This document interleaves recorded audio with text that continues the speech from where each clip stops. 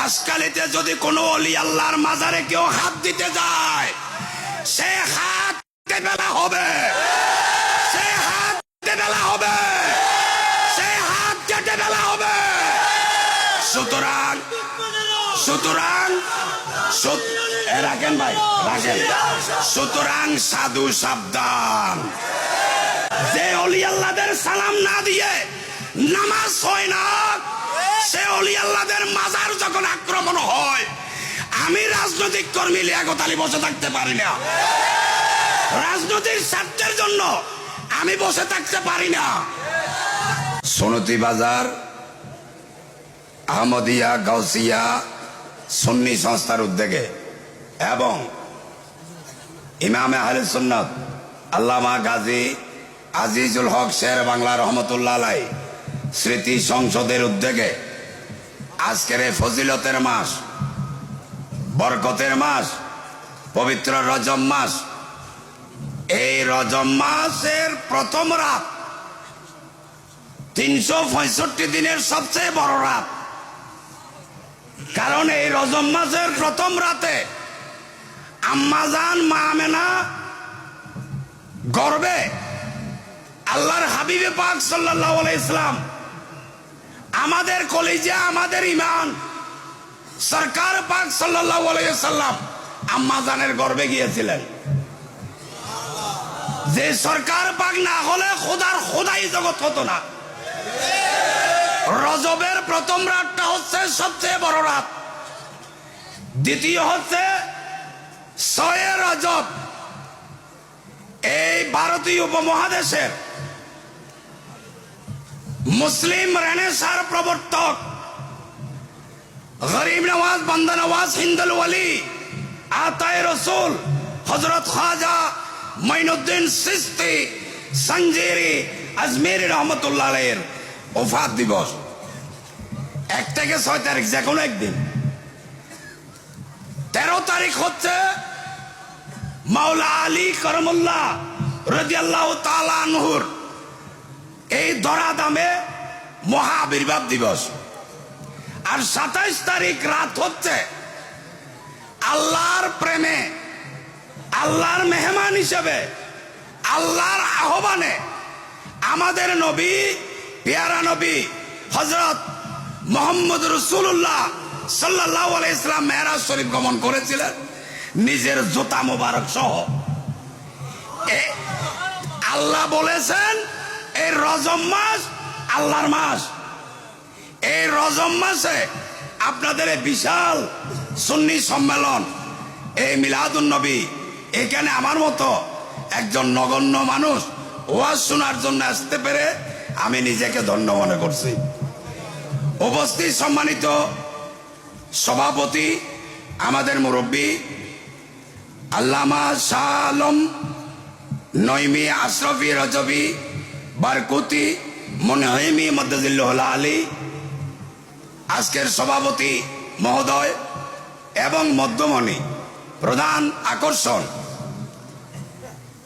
সমগ্র বাংলাদেশের সুন্নিয়তের মুখপত্র বললে শেষ হবে না। সুন্নিয়তে যারা বিশ্বাসী, সমস্ত আহলে সুন্নাত ওয়াল জামাতের নয়নমণি,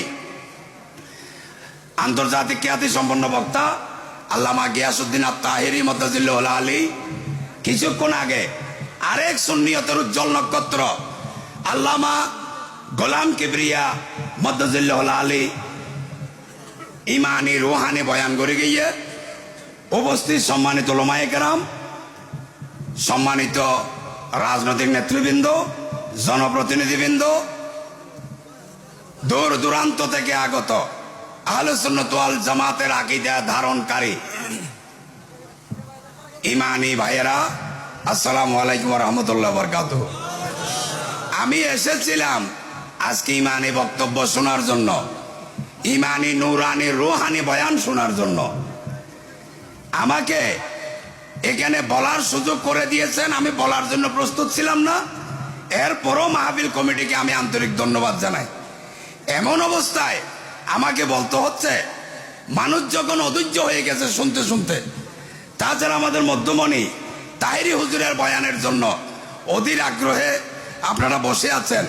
এই অবস্থায় খামোকা আপনাদের সময় নষ্ট করার কোনো অর্থ নাই, বিরক্তর কারণ হব। এই জন্য আমি আমার বক্তব্য দীর্ঘায়িত করব না। যদি কোনো ভুল ত্রুটি হয়ে থাকে আপনারা আমাকে মাফ করবেন। প্রথম কথা হচ্ছে, আমি কেন সুন্নি আকীদায় বিশ্বাসী হলাম? আমার যখন বয়স 13-14 বছর, আমাকে কুমিরা হাই স্কুলে ভর্তি করার জন্য নিয়ে যাচ্ছিল আমার বাবা। নিয়ে যাওয়ার সময় আমাকে হযরত হোসেন শাহ রহমতুল্লাহ আলাইহির মাজার জিয়ারত করিয়ে, চট্টগ্রাম শহরে শাহ আমানতের মাজার জিয়ারত করিয়ে, ফটিকছড়ি মাইজভান্ডার গৌসুল আজম মাহমুদুল্লাহ মাইজভান্ডারি, গোলাম রহমান মাইজভান্ডারির মাজার জিয়ারত করে কুমিরা হাই স্কুলে আমার বাবা আমাকে ভর্তি করে দিয়েছিলেন। আমার বাবা মাদ্রাসায় পড়েন নাই, স্কুলে পড়েন নাই। আল্লাহ রসুলের অলিদের প্রেম ছিল। আমার বাবা থেকে আমি শিক্ষা পেয়েছি। আমারটা প্রাতিষ্ঠানিক শিক্ষা নয়, আমারটা পারিবারিক শিক্ষা। আল্লাহ তোমার হাবিবের উসিলায় আমার বাবাকে তুমি জান্নাতের উচ্চ মাকাম দান করো। এবং সাথে সাথে আরো যেই সমস্ত মা বাবা আমাদের সুন্নি ভাইদেরকে সুন্নি আকীদায় নিজের সন্তানকে আকৃষ্ট করেছে, সকল মা বাবাকে ইয়া আল্লাহ তুমি জান্নাতের আলা মাকাম দান করো। এবার হচ্ছে, সাম্প্রতিক কালে আমাদের দেশে কি চলতেছে? মাজার ভাঙন চলতেছে। আমি রাজনীতি করি, বাংলাদেশে বিভিন্ন আকীদার মাহফিল হয়, সবার সাথে আমাদের সম্পর্ক রাখতে হয়, না হলে সবার থেকে একটু দূরত্ব বজায় রাখতে হয়। দুনিয়াবী রাজনীতির লোভে পড়ে অনেক দিন নীরব ছিলাম। যখন বাংলাদেশে আল্লাহর মাহবুব সরকার পাকের গোলামদের মাজার ভাঙা হয়, আমি লিয়াকত আলী বসে থাকতে পারি না।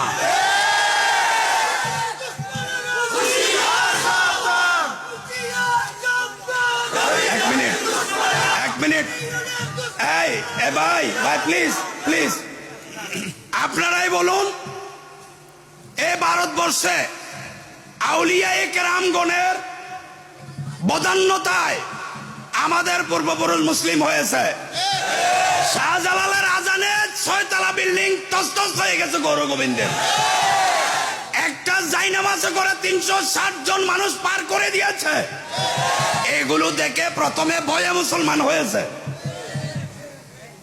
খুলনার খান জাহান আলী ডাক দিলে কুমির এসে যায় সাগর থেকে, আবার চলে যেতে বললে চলে যায়।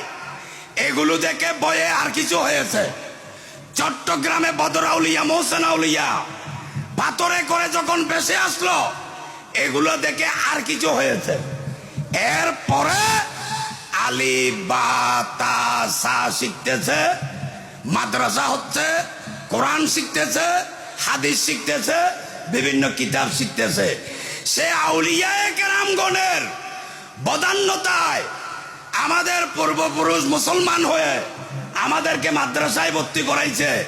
আমরা মাদ্রাসা থেকে 2 পাতা পড়া পরে মাইক একটা পেলে তো অলিয়াদের গদ্দানে উঠি অলিয়াদের মাজার পর্যন্ত আমরা আজকে রাখতেছি না। আমি ধিক্কার জানাই। এ কারণে মানুষের কবরও হয়, মাজারও হয়।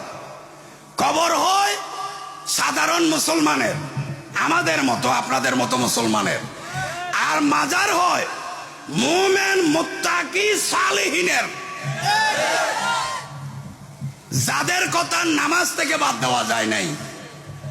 যে নামাজ আসসালাতু মিফতাহুল জান্নাহ বলে এবং সকল আলেমরা নামাজ নিয়ে কথা বলে, সেই নামাজে 2 রাকাত পড়ার পর যখন বসবেন, আত্তাহিয়াতু লিল্লাহি ওয়াস সালাওয়াতু ওয়াত তাইয়্যিবাতু আসসালামু আলাইকা আইয়ুহান নবিয়্যু ওয়াসসালামু আলাইনা ওয়া আলা ইবাদিল্লাহিস সালিহিন।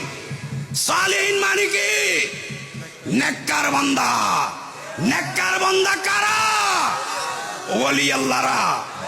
যে ওলি আল্লাহদের সালাম না দিয়ে নামাজ হয় না, সে ওলি আল্লাহদের মাজার যখন আক্রমণ আমি রাজনৈতিক কর্মী লিয়াকত আলী বসে থাকতে পারি না।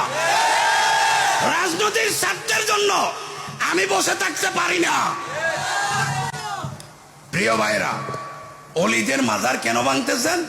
বলতেছে সেখানে গাঁজা খাইতেছে, নর্তন কুর্তন চলতেছে। আরে বেটা হাম্মক, বাংলাদেশে এমন কোন মাজার আছে মসজিদ ছাড়া? দেখাই দেন তো কোন মাজার মসজিদ ছাড়া আছে। আপনি মসজিদে না যাইয়া কোথায় কোন মেয়ে নাচতেছে, গাঁজা খাইতেছে, আপনি ওখানে কেন গেলেন? নিশ্চয় আপনি ওদের দলে, আপনি ওদের দলে। না হলে আপনি এগুলো খুঁজতে যাবেন কেন? এগুলা খুঁজতে যাওয়ার কারণ কি? ওখানে মসজিদ আছে, নামাজ পড়েন। আর প্রত্যেকটা মাজারে লেখা আছে না সেজদা দেওয়া হারাম? প্রত্যেকটা মাজারে। তো আপনি সেজদা দেবেনও কেন, ওখানে যাবেনও কেন?